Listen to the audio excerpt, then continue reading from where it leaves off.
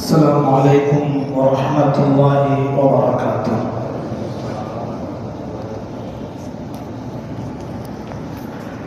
سبحانك لا علم لنا إلا ما علمتنا إنك أنت العليم الحكيم.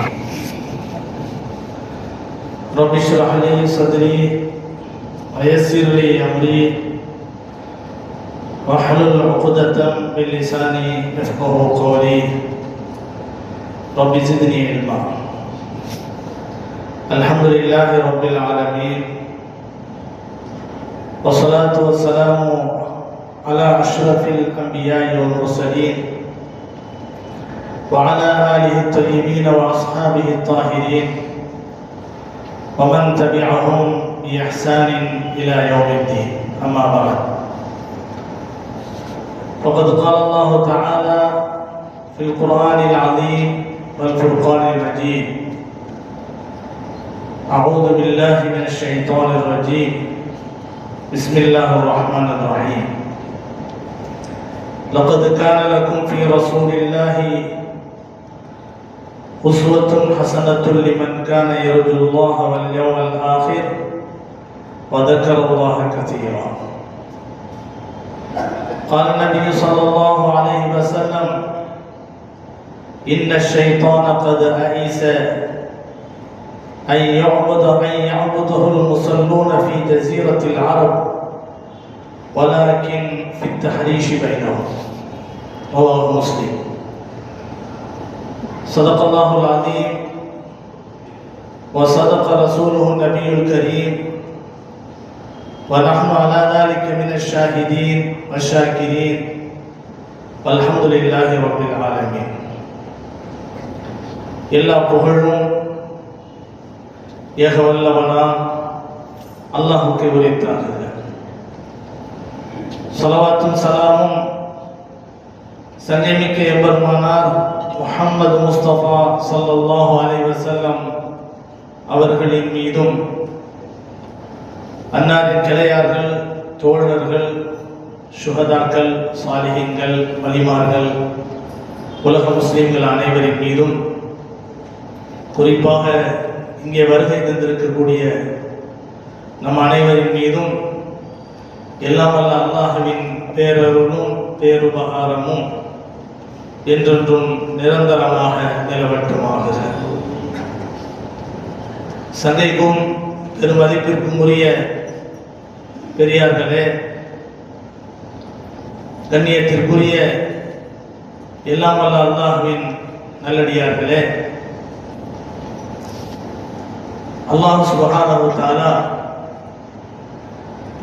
மனித இனத்தை படைத்து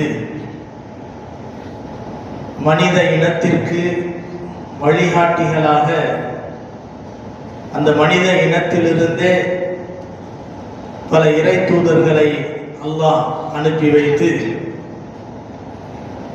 மனிதன் வாழ்வதற்கு சிறந்த வழிகாட்டல் இது என்பதை எடுத்து காட்டக்கூடிய வகையிலே நபிமார்கள், இறை தூதர்கள் தங்களுடைய கொள்கை கோட்பாடுகளை, இஸ்லாமிய வழிமுறைகளை மக்களுக்கு எடுத்துச் சொன்னது மட்டுமல்லாமல் தாங்களும் அதே போல நடந்து காட்டி அழகிய முன்மாதிரியாக இந்த உலகத்தில் திகழ்ந்திருக்கிறார்கள். உலகத்தில் அவ்வாறு அவர்கள் நடந்து காட்டியது மனிதன் நிச்சயமாக இது போல நடக்க முடியும் என்பதை எடுத்து காட்டுவதற்காக வேண்டிதான். அப்படி அல்லாமல் அல்லாஹ் சுப்ஹானஹு வ தஆலா மற்ற எத்தனையோ காரியங்களை தங்களுடைய தூதர்களாகிய மலக்குமார்களின் மூலமாக செய்கின்ற அதே நேரத்தில் மனிதர்களுக்கு வழிகாட்டுவதற்காக வேண்டி மட்டும் அந்த இனத்திலிருந்தே, மனிதர்களிலிருந்தே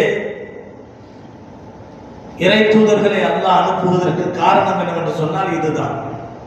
மலக்குமார்கள் அனுப்பப்பட்டிருந்தால் அவர்கள் சொல்லக்கூடிய எந்த ஒரு ஏவலாக இருந்தாலும், விளக்கலாக இருந்தாலும், ஆசாபாசங்களை பற்றிய அச்சுறுத்தலாக இருந்தாலும் மனிதர்கள் சாதாரணமாக சொல்லிவிடுவார்கள். உங்களுக்கெல்லாம் எங்களை பற்றி என்ன தெரியும், நீங்கள்லாம் மலக்குமார்கள், உங்களுக்கு அந்த உணர்வுகளே கிடையாது, எங்களுடைய மனோ இச்சைகளும் மனோநிலைகளும் உங்களுக்கு தெரியாது என்று சொல்லிவிடுவார்.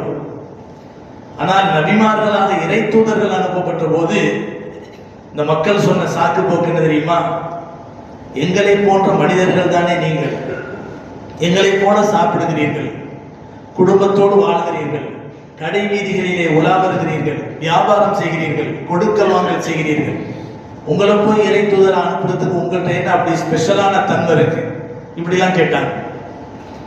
ஆக மனிதனுக்கு வழிகாட்டல் என்று ஏற்படுகிற போது அதை ஏற்றுக்கொள்ளக்கூடிய மனப்பான்மை இருந்தால் யாராக இருந்தாலும் ஏற்றுக்கொள்ள முடியும். ஏற்றுக்கொள்ளக்கூடாது என்ற மனோநிலை இருந்தால் அது ஏதாவது 1000 சாக்குப்போக்குகள் சொல்லதான் செய்வார்கள்.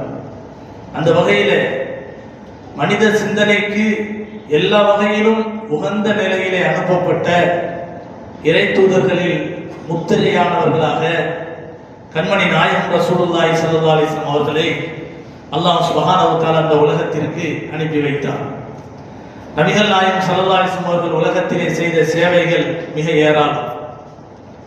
அந்த சேவைகள் ஏகத்துவ பிரச்சாரம் என்பது மட்டுமல்ல, எளிய மக்களுக்கான விடுதலைக்கான போரையும் நபிகள் நாயகம் ஸல்லல்லாஹு அலைஹி வஸல்லம் அவர்கள் எடுத்தார்கள். அதற்கான போராட்ட களத்திலே நின்று வீரியமாக செயல்பட்டார்கள். ரசூலுல்லாஹி ஸல்லல்லாஹு அலைஹி வஸல்லம் அவர்களுடைய அந்த போராட்டங்களுக்கு பிறகுதான் சமத்துவம் என்பது உலகத்திலே நிலைநாட்டப்பட்டது. அடிமைத்துவம் என்பது அறவே இந்த உலகத்தை விட்டு நீக்கப்பட்டது. கண்ணியமானவர்களே, ஆனால் அவர்கள் செய்த சேவைகளிலே மகத்தான சேவை என்ன தெரியுமா? அதுதான் அல்லாஹ் ஒருவன், அவனை தவிர வேறு யாரையும் வணங்கக்கூடாது என்ற ஏகத்துவ கொள்கையினுடைய உறுதிப்பாடு. இதைத்தான் நபிகள் நாயகம் ஸல்லல்லாஹு அலைஹி வஸல்லம் அவர்களும் சரி, மற்ற இறை தூதர்களும் சரி, அவர்கள் ஓங்கி ஒலித்த குரலாக இந்த உலகத்திலே முழங்கியவர்கள் நபிமார்கள். ஏகத்துவம் தான் அவருடைய உயிர் மூச்சு என்ற நிலையிலே இந்த உலகத்திலே அந்த சேவையை அற்புதமாக செய்தார். அல்லாஹ் சுப்ஹானஹு வ தஆலா குர்ஆனிலே சொல்கின்றான், வஅபுதுல்லாஹ வலா துஷ்ரிகு பிஹி ஷையா, அல்லாஹ்வை மட்டுமே நீங்கள் வணங்குங்கள், அந்த அல்லாஹ்வுக்கு எதனையும் யாரையும் இணை வைத்து விடாதீர்கள். வபில் வாலிதைனி இஹ்சானா, பெற்றோருக்கு நல்லுபகாரம் செய்யுங்கள். வபிதில் குர்பா, இரத்த பந்த உறவினர்களுக்கு நீங்கள் நற்பணி செய்யுங்கள், நல்லுபகாரம் செய்யுங்கள். வல் யதாமா, மேலும் அனாதைகளுக்கும், வல் மசாக்கீன், ஏழை எளியவர்களுக்கும், வல் ஜாரிதில் குர்பா, சொந்த பந்தங்களாக இருக்கக்கூடிய பக்கத்து வீட்டாருக்கும், வல் ஜாரில் ஜுனுப், சொந்தமல்லாத அந்நியர்களாக இருக்கக்கூடிய பக்கத்து வீட்டாருக்கும், வல் வஸ்ஸாஹிபி பில் ஜம்பி, வாழ்க்கையிலே உங்களை அணுகி அண்டி பக்கத்திலேயே இருந்து கொண்டிருக்கக்கூடிய உங்களுடைய மனைவி மக்கள் அல்லது கணவன் மக்கள் போன்றவர்களுக்கும் நல்லுபகாரம் செய்யுங்கள். அவுமா மலக்கத் ஐமானுக்கும் வப்னி ஸபீல், இன்னும் வழிப்போக்கர்களுக்கும் நீங்கள் உதவி உபகாரங்களை செய்யுங்கள். வமா மலக்கத் ஐமானுக்கும், உங்களுடைய கரங்கள் சொந்தமாக்கி கொண்டவர்களுக்கும் நீங்கள் உதவி உபகாரங்களை செய்யுங்கள். இன்னல்லாஹ லா யுஹிப்பு குல்லம் இன்னல்லாஹ லா யுஹிப்பு மன் கான முக்தாலன் ஃபഖூரா, ஆணவத்தோடும் அகங்காரத்தோடும் பெருமை அடிக்கக்கூடியவர்களை அல்லாஹ் ஒருபோதும் விரும்ப மாட்டார் என்று அல்லாஹ் சுப்ஹானஹு வ தஆலா சொல்லி காட்டுகிறார். வணக்கத்துக்கு தடையாக இருப்பதும் பெருமை, அகங்காரம், ஆணவம், என்னை போன்றும் வருமா என்ற ஒரு எண்ணம். அடுத்தவர்களுக்கு உதவி செய்யக்கூடிய விஷயத்திலும் தலைக்கணம் தான் தடுக்கிறது. அவர் யாரு, என்னிட்ட வந்து கேட்கக்கூடாதா? அண்ணன் தம்பி யாராவது கஷ்டப்படுறாங்கன்னு வச்சுக்கோங்களேன், அவர்கள் கஷ்டப்படும் போது மக்கள் எல்லாம் சொல்லுவாங்க, நீ இவ்வளவு வசதியா இருக்கிறியப்பா, உன்னுடைய அண்ணன்கார் நல்லா வசதி, ரொம்ப கஷ்டப்படுறாரு, உதவி செய்யக்கூடாதா கேட்டா, ஏன் அவர் வந்து என்கிட்ட வந்து பேசக்கூடாதோ சொல்லக்கூடாதோ? மூணாவது நபராகி நீங்க தான் வந்து என்கிட்ட சொல்லணுமோ கேட்கிறாங்களா இல்லையா? இதுக்கு என்ன காரணம்? நான் அண்ணனுக்கு செய்யாத உதவிக்கு காரணம், என் அண்ணன் அவர் வந்து சாதாரணமானவர், நான் அவர்கிட்ட போய் பணிஞ்சு போய் நானா உதவி செஞ்சா என்னுடைய உதவிக்கு மதிப்பு கிடையாது. தலைக்கணம், அகங்காரம், ஆணவம். கண்ணியமானவர்களே, இதையெல்லாம் அடித்து உடைத்தார்கள். குர்ஆன் இதையெல்லாம் சிதைத்தது, சீர்படுத்தியது, மக்களுடைய மனோநிலைகளை பண்படுத்தியது. இப்படிப்பட்ட அற்புதமான ஏகத்துவம் மற்றும் எளிய மக்களுக்கான போராட்டம் போன்ற சேவைகளை கையில் எடுத்து செயலாற்றியவர்கள் தான் கண்மணி நாயகம் ரசூலுல்லாஹி ஸல்லல்லாஹு அலைஹி வஸல்லம் அவர்கள். உலகத்திலே அவர்கள் நபித்துவத்துக்கு பிறகு வாழ்ந்த வாழ்க்கை வெறும் 23 ஆண்டுகள் தான். வெறும் 23 ஆண்டுகள் தான். ஆனால் அவர்கள் சாதித்த சாதனைகள் 200-300 வருடங்கள் இருந்தால் எதை சாதிக்க முடியுமோ அவ்வளவு சாதனைகளை இந்த உலகத்திலே நிலைநாட்டி சென்றிருக்கிறார்கள். 23 ஆண்டுகளில் பரிபூர்ணமான செயல்பாடுகளில் தங்களுடைய சேவையினுடைய உறுதிப்பாட்டை வெளிப்படுத்தினார்கள். 10 ஆண்டுகளில் முஸ்லிம்களுடைய சமூக கட்டமைப்பை உலகத்திலே நிலைநாட்டினார்கள். 8 ஆண்டுகளில் அரபுலகினுடைய இஸ்லாமிய குடியரசை பெருமானார் ஸல்லல்லாஹு அலைஹி வஸல்லம் அவர்கள் நிறுவினார்கள். ஜாஹிலியாவில் இருந்த குலப்பெருமையை ஒழித்து சகோதரத்துவத்தை இந்த உலகத்திலே நிலைநாட்டினார்கள். மதுவை போக்கினார்கள், சூதாட்டத்தை நீக்கினார்கள், வட்டி உண்பதை வட்டி வாங்குவதை அறவே துடைத்தெறிந்தார்கள். அந்த வட்டியினுடைய விஷயத்தை விட்டும் மக்களை வெகு தூரத்திற்கு அழைத்து சென்றார்கள். பெண்களை இழிவுபடுத்தும் சமுதாயத்தை போக்கி பெண்களை மதிக்கும் சமுதாயமாக இஸ்லாமிய சமுதாயத்தை மாற்றினார்கள். இன்னும் சொல்லிக்கொண்டே போகலாம். அவ்வளவு அற்புதமான நேர்த்தியான நெஞ்சம் நிறைந்த அற்புதமான சேவைகளை கண்மணி நாயகம் ரசூலுல்லாஹி ஸல்லல்லாஹு அலைஹி வஸல்லம் அவர்கள் செயல்படுத்தினார்கள். எப்படிப்பட்ட காலம் தெரியுமா அது? எப்படிப்பட்ட சூழல் தெரியுமா அது? நபிமார்கள் பொதுவாக ஒரு இடத்திலே அனுப்பப்படுகிறார்கள் என்று சொன்னால் அந்த நபிமார்கள் ஏகத்துவத்தை எடுத்து சொல்லக்கூடிய ஒரு மிகப்பெரிய ஒரு அரணாகத்தான் வருவார்கள். அந்த நபிமார்கள் இறக்கப்படக்கூடிய இடம் அந்த ஏகத்துவத்திற்கு முரணான இணை வைப்பிலே மூழ்கி இருக்கக்கூடிய ஒரு இனமாகத்தான் இருக்கும். அப்படிப்பட்ட பயங்கரமான மோசமான இடத்திலே தான் நபிமார்கள் அனுப்பப்பட்டார்கள்.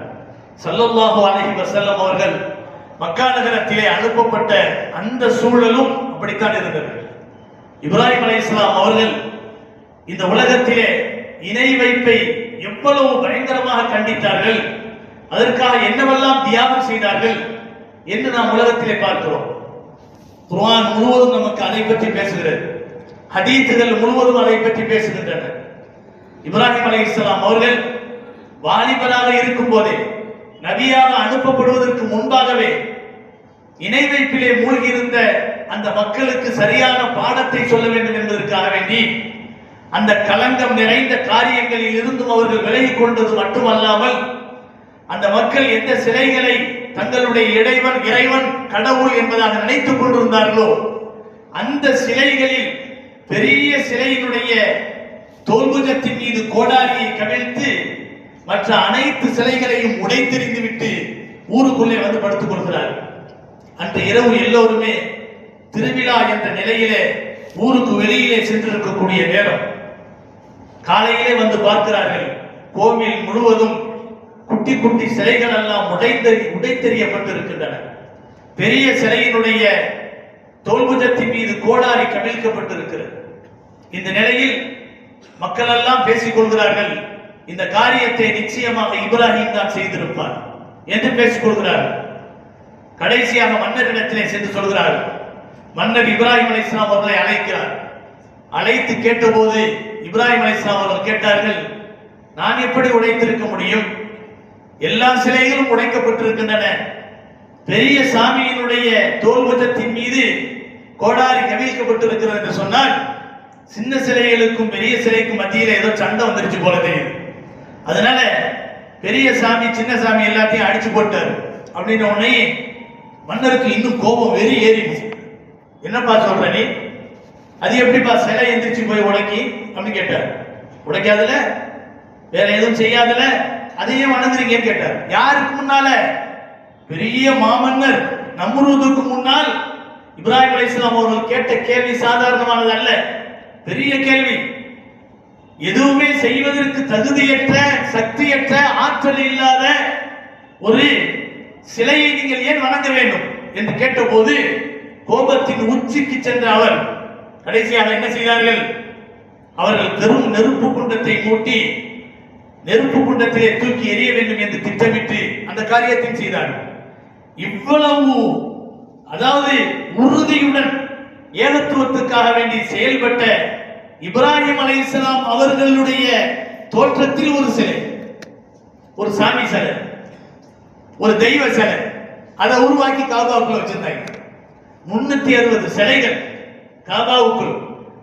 என்ன சொல்ல வருகிறோம் என்று சொன்னால், நபிகள் நாயகம் ஸல்லல்லாஹு அலைஹி வஸல்லம் இந்த பூமியிலே ஒரு ரசூலாக இறை தூதராக அனுப்பப்பட்ட காலகட்டம் எவ்வளவு மௌட்டிகத்தில் மூழ்கி இருந்தது என்று சொன்னால், யார் இஸ்லாமிய மார்க்கத்தின் மீது உறுதியாக இருந்து ஏகத்துவத்துக்காக தங்களை அர்ப்பணித்துக் கொண்டார்களோ அந்த இப்ராஹிம் அலைஹிஸ்ஸலாம் அவர்களுக்கு ஒரு சிலை அமைத்து காபாவுக்குள்ளே வைத்திருந்த மோசமான காலம்.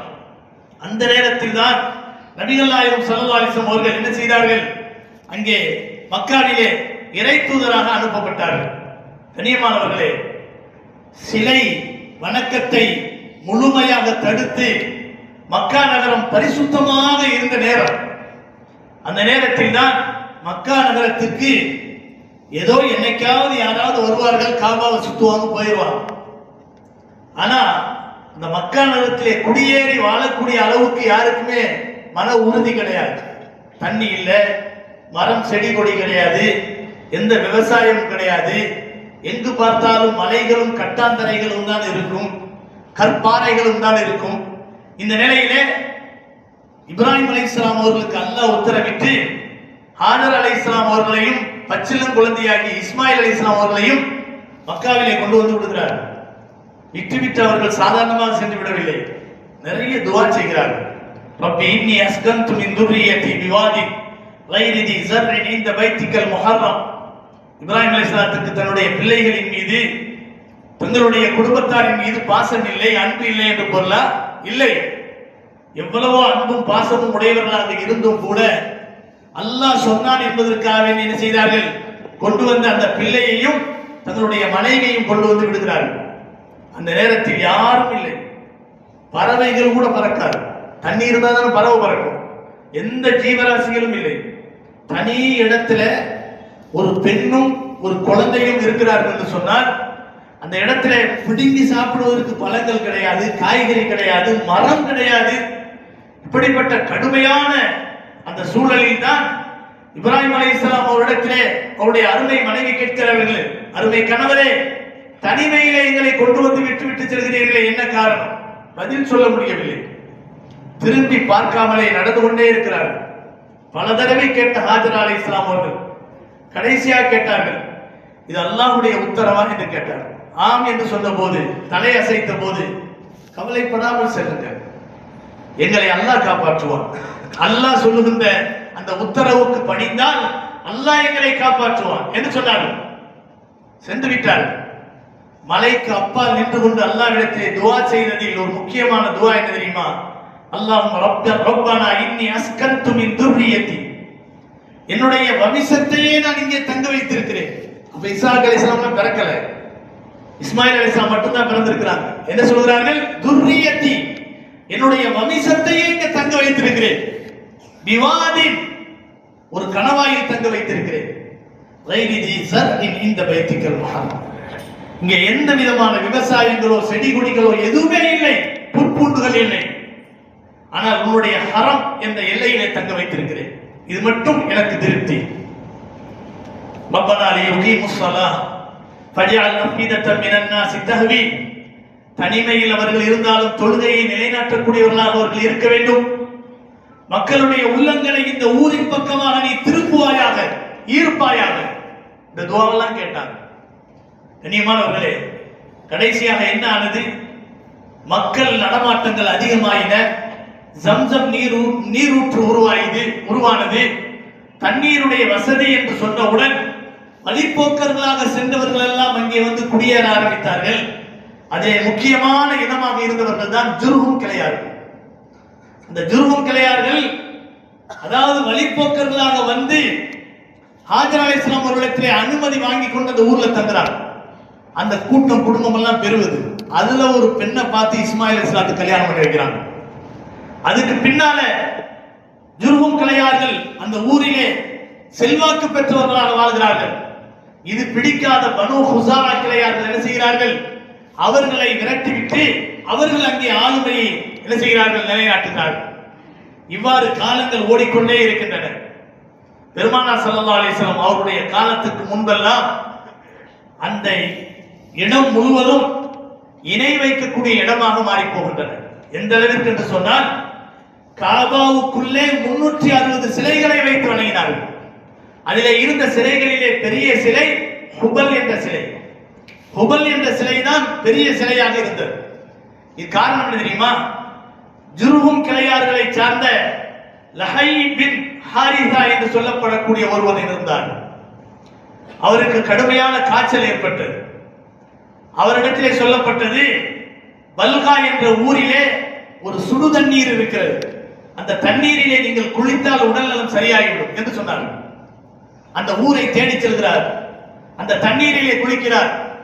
அங்கிருந்த மக்கள் என்ன செய்கிறார்கள், அவரை அவருடைய செல்வாக்கு மிக்க மனிதர், செல்வம் படைத்த மனிதர் என்பதற்காக வேண்டி அவருடைய மனசை ஈர்க்கணுங்கிறதுக்காக வேண்டி ஒரு பெரிய சிலையை கொண்டு வந்து கையில கொடுத்து, இதை கொண்டு போய் உங்க காபாவில் வைங்க, உங்களுடைய ஊரை பறக்கத்தாயிரும் அப்படின்னாங்க.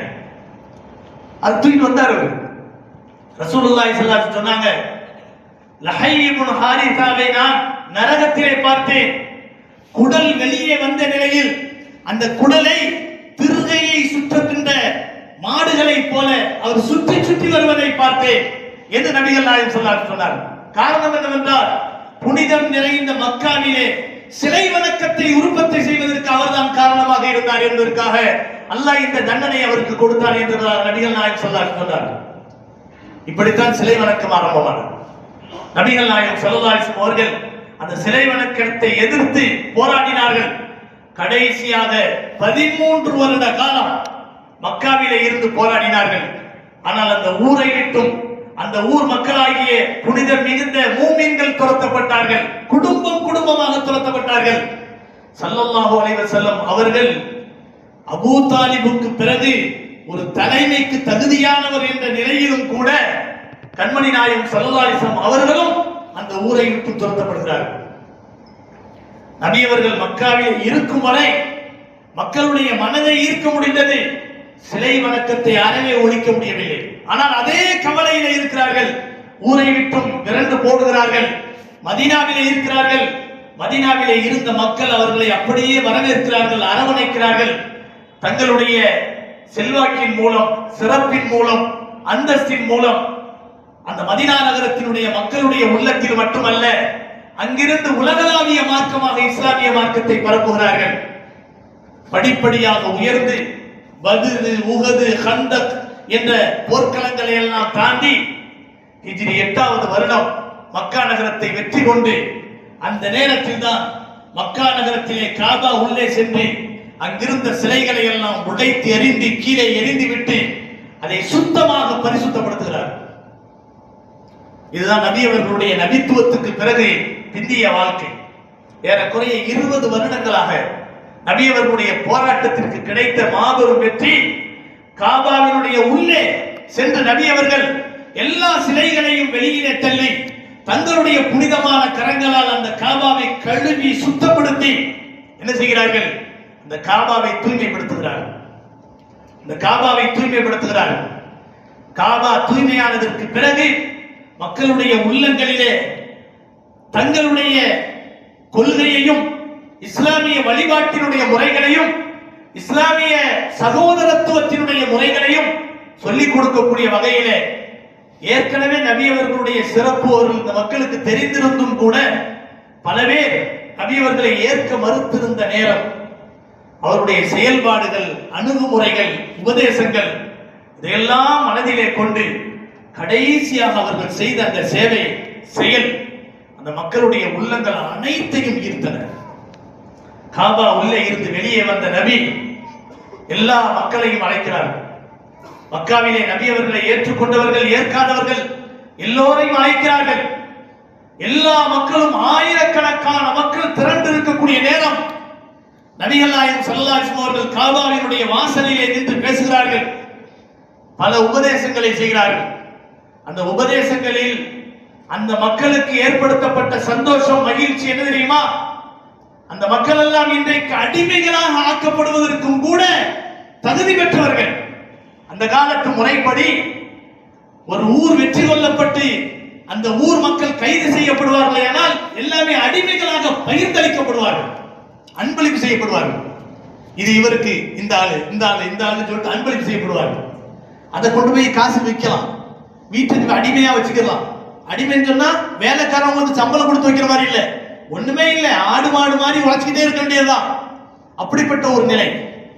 ஆனால் அப்படி நம்ம நிலைமை ஆயிருமோ என்று ஒரு காலத்திலே நபி அவர்களை பயங்கரமாக நிந்தித்த, சித்திரவதை செய்த அந்த மக்கள் எல்லாம் முஹம்மது ஸல்லல்லாஹு அலைஹி வஸல்லம் நமக்கு என்ன தண்டனை கொடுக்க போகிறாரோ தெரியவில்லையே என்று நினைத்துக் கொண்டிருந்த அந்த நேரத்தில் தான் நபிகள் நாயகம் ஸல்லல்லாஹு அலைஹி வஸல்லம் அவர்கள் சொன்ன ஒற்றை வரி அந்த மக்களுடைய உள்ளங்களை அப்படியே ஈர்த்தன. அந்த மக்களுடைய நாவிலிருந்து இயல்பாக எந்த விதமான நிர்பந்தமும் இல்லாமல் அஷ்ஹது அல்லா இலாஹ இல்லல்லாஹ் வ அஷ்ஹது அன்ன முஹம்மதர் ரசூலுல்லாஹ் என்று சொல்லி கொஞ்ச நேரத்துக்கு முன்பு வரை ஈமானை ஏற்றுக்கொள்ளாத 2000 பேர் ஒரே நேரத்தில் கலிமாவை சொல்லி முஸ்லிம் ஆனார்கள் என்று சொன்னால் அந்த ஒற்றை வரி என்ன தெரியுமா? யா அய்யுஹன் நாஸ், யா அய்யுஹன் நாஸ் அன்துமுத் துலகா வ அன்துமுத் துலகா லா தத்ரீப அலைக்குமுல் யௌம். மக்களே, இன்றைய தினம் உங்களின் மீது எந்த பழிவாங்கலும் கிடையாது, நீங்கள் அனைவரும் மன்னிக்கப்பட்டவர்கள், உங்களின் மீது எந்த பழிவாங்கலும் கிடையாது. லா தத்ரீப அலைக்குமுல் யௌம்.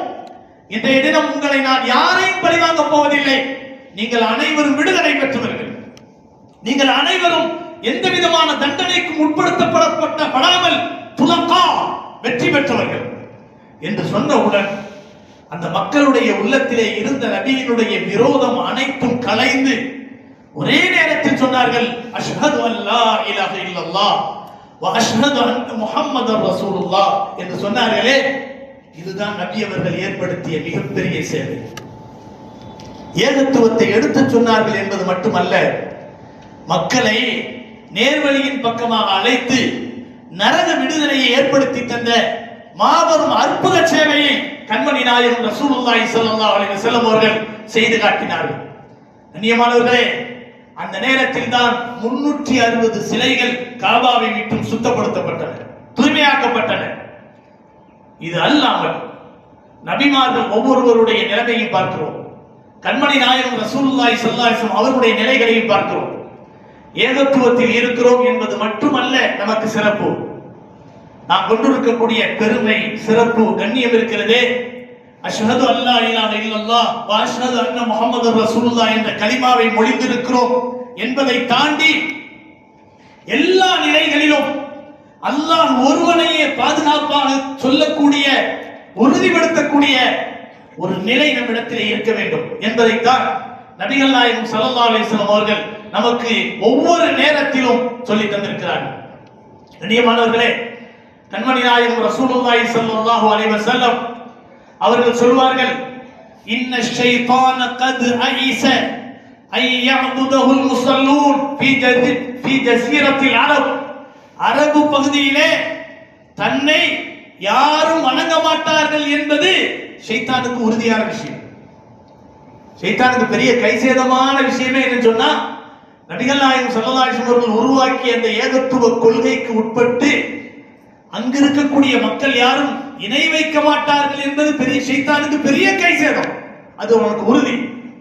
ஆனால் இன்னைக்கு அவன், அந்த ஷைத்தான், தான் சாதிக்க முடியாத அந்த இணை வைத்தல் என்ற விஷயத்திலே அவன் ஃபெயிலானதுக்கு பின்னாலே, தோல்வியானதுக்கு பின்னாலே ஒரு விஷயத்திலே மும்முரமாக செயல்பட்டுக் கொண்டிருக்கிறார். அதுல பாஸ் ஆயிட்டான், அதுல வெற்றியும் பெற்று விட்டான். அது என்ன தெரியுமா? நபிகள் நாயகம் ஸல்லல்லாஹு அலைஹி வஸல்லம் சொன்னார்கள், அடுத்து வலாக்கின் ஃபித் தஹரீஷ் பைனஹும், தங்களுக்கு மத்தியிலே பதவி போட்டிகள், செல்வாக்கு போட்டிகள், செல்வ போட்டிகள், உலகத்தை தேடுகிற விஷயத்திலே போட்டா போட்டியின் விஷயத்திலே ஷைத்தான் என்ன செய்யவில்லை, அவன் நிலை குலைந்து விடவில்லை, அவன் சாதித்துக் கொண்டே இருக்கிறான் என்று நபிகள் நாயகம் ஸல்லல்லாஹு அலைஹி வஸல்லம் அவர்கள் சொல்லி காட்டினார். இன்னைக்கு நடக்கிறதா இல்லையா? எனவே அருமையான பெருமக்களே, அல்லாஹ் ஒருவனை ஏற்றுக்கொண்டோம் என்பது மட்டுமல்ல நமக்கு பெருமை, கண்மணி நாயகம் ரசூலுல்லாஹி ஸல்லல்லாஹு அலைஹி வஸல்லம் அவர்கள் சொல்லி தந்தது போல ஒவ்வொரு நேரத்திலும், உதாரணமாக கந்தக் போர்க்களத்தில், அதாவது குகையிலே இருந்த சமயத்தில் அபூபக்கர் ரலியல்லாஹு அன்ஹுடைய உள்ளத்திலே உருவாக்கிய ஒரு விஷயம் என்ன தெரியுமா? யா ரசூலல்லாஹ், எதிரிகள் வந்து விட்டார்கள், எட்டி பார்ப்பார்கள், ஆனால் நம்மை பிடித்து விடுவார்கள், எனக்கு பயமாக இருக்கிறது என்று சொன்னபோது நபிகள் நாயகம் ஸல்லல்லாஹு அலைஹி வஸல்லம் அவர்கள் உருவாக்கிய அந்த நம்பிக்கை இருக்கிறதே, அதுதான் நமக்கு தேவை. ஏகத்துவம் என்பது ஒன்று இருந்தால் மட்டும் போதாது, அது நம்முடைய வாழ்க்கையில் வர வேண்டும் என்பதற்கு நபி அவர்கள் சொல்லி காட்டிய விஷயம் என்ன? லா தஹ்சன் இன்னல்லாஹ மஅனா, கவலைப்படாதே, அல்லாஹ் நம்மோடு இருக்கிறார். எவ்வளவு பெரிய இக்கட்டான நிலை குலைந்து போகக்கூடிய நிலையாக இருந்தாலும் லா தஹ்சன் இன்னல்லாஹ மஅனா, அல்லாஹ் நம்மோடு இருக்கிறான், கவலைப்படாதே என்று நபி அவர்கள் உருவாக்கினார்களே, அந்த நிலை. பத்ர் போர்க்களத்திலே நபிகள் நாயகம் ஸல்லல்லாஹு அலைஹி வஸல்லம் அவர்கள் 5 நேர தொழுகைகளை தொழுதுவிட்டு அல்லாஹ் ஒருவன் என்ற நிலையில் மட்டும் அவர்கள் இருக்கவில்லை. அடுத்த நாள் போர் நடக்க போகிறது என்ற நிலையிலே அன்று சஜிதாவிலே, இரவு நேரத்திலே சஜிதாவிலே முழு மூச்சாக இருந்தவர்கள் சொன்ன விஷயம் என்ன தெரியுமா? யா ஹய்யு யா கய்யூம், யா ஹய்யு யா கய்யூம் பிரஹ்மத்திக நஸ்தகீர், நித்திய ஜீவனே, நிலையானவனே, உன்னை கொண்டு நாங்கள் பாதுகாவல் தேடுகிறோம், நாளை நடைபெற போகின்ற போர்க்களத்திலே எங்களுக்கு வெற்றியை கொடு என்று நபி அவர்கள் கேட்டார். யா ஹய்யு யா கய்யூம். இந்த விஷயம் நம்முடைய உள்ளத்திலே பதிய வேண்டும். கந்தக் யுத்தம், அகழ் யுத்தம் நடக்கின்ற நேரம் 10,000 பேர் தாக்க வருகிறார்கள். நபி அவர்கள் சொன்ன விஷயம் என்ன தெரியுமா? ஹஸ்புனல்லாஹ் வ நிஅமல் வக்கீல். சஹாபாக்கள் எல்லோரும் சொன்னார்கள், அல்லாஹ் நமக்கு போதுமானவனாக இருக்கிறான், அவன் நமக்கு சிறந்த பாதுகாவலனாக இருக்கிறான் என்று நபி அவர்கள் சொன்னார்களே. இந்த நம்பிக்கை வர வேண்டும். பயங்கரமான சூழல், இருட்டுக்குள் இருட்டு, அப்படிப்பட்ட மீனினுடைய வயிற்றுக்குள்ளே இருந்து யூனுஸ் அலைஹிஸ்ஸலாம் அவர்கள் சொன்ன அந்த நம்பிக்கை வார்த்தை, அதுவே அவர்களுக்கு உணவாகவும் உயிர் மூச்சாகவும் இருந்தது என்பதை சொல்லப்படுகிறது. அதுதான் என்ன? லா இலாஹ இல்லா அன்த சுப்ஹானக இன்னி குன்து மினல் ஸாலிமீன். இதெல்லாம் எதை காட்டுகிறது தெரியுமா? குர்ஆனும் ஹதீஸும் இப்படிப்பட்ட நம்பிக்கை வார்த்தைகளை நமக்கு பரவலாக சொல்வதற்கு காரணம், இந்த நம்பிக்கைகள் நம்முடைய உள்ளங்களிலே விதைக்கப்பட வேண்டும். வெறுமனே அல்லாஹ்வை வணங்குகிறேன் என்று சொன்னால் மட்டும் போதாது, நம்முடைய வாழ்க்கையில் ஏற்றத்தாழ்வு மிகுந்த வாழ்க்கை, செழிப்பான சிறப்பான வாழ்க்கை, அதே போல ஏழ்மையான மிக சாதாரணமான வாழ்க்கை, இந்த எல்லா நிலைகளிலும் அல்லாஹ் ஒருவனை நம்பக்கூடிய வார்த்தைகளையும் சொல்ல வேண்டும், வாழ்க்கையும் வாழ வேண்டும். இதுதான் நமக்கு தேவை. கண்ணியமானவர்களே, சுதந்திர போராட்டத்தினுடைய வெற்றி பெற்ற அந்த நாள் ஆகஸ்ட் 15ஆவது நாள் வருகிறது. நபி அவர்கள் உருவாக்கிய அந்த போராட்டத்தினுடைய சமுதாயம் தான் இந்த இந்தியாவினுடைய சுதந்திர போராட்டத்திற்கே முக்கியமான காரணியாக அமைந்தது. இல்லைன்னு சொன்னா இந்த சுதந்திர போராட்டத்தை பத்தி நினைச்சே பார்த்திருக்க மாட்டாங்க. ஆனா இன்னைக்கு இவர்கள் எல்லாம் அந்நியர்கள். யாரு? திப்பு சுல்தான் ரஹ்மத்துல்லாஹி அலைஹி அவர்கள் போன்றவர்கள் எல்லாம் அந்நியர்களா? இந்தியாவினுடைய சுதந்திரத்தினுடைய மூல காரணமே திப்பு சுல்தான் போன்ற ஒரு சிறந்த ஒரு நிர்வாகிகள் தான். ஆனால் இன்றைக்கு நாம் யாரை மதிக்கிறோமோ அப்படிப்பட்ட உயர்ந்த மக்களும் இந்த நாட்டுக்கு துரோகிகள் என்பதாக பேசப்படுகிறார்கள். கண்ணியமானவர்களே, சுதந்திர போராட்டத்தினுடைய வரலாறுகளை சிறப்பாக தெரிந்து கொள்ள வேண்டும். அதற்கான காரணமே நபிமார்கள் போராடிய அந்த போராட்டத்தின் விதைதான் இன்றைக்கு நாம் விருட்சங்களாக வளர்ந்திருக்கிறோம். அல்லாஹ் ஒவ்வொரு விஷயத்தையும் விளங்கி செயல்படும் பாக்கியத்தை நம் அனைவருக்கும் தந்தர் புரிவானாக. வாஹிர் தஅவானா அல்ஹம்துலில்லாஹி ரப்பில் ஆலமீன். அஸ்ஸலாமு அலைக்கும் வரஹ்மத்துல்லாஹி வபரகாத்துஹு.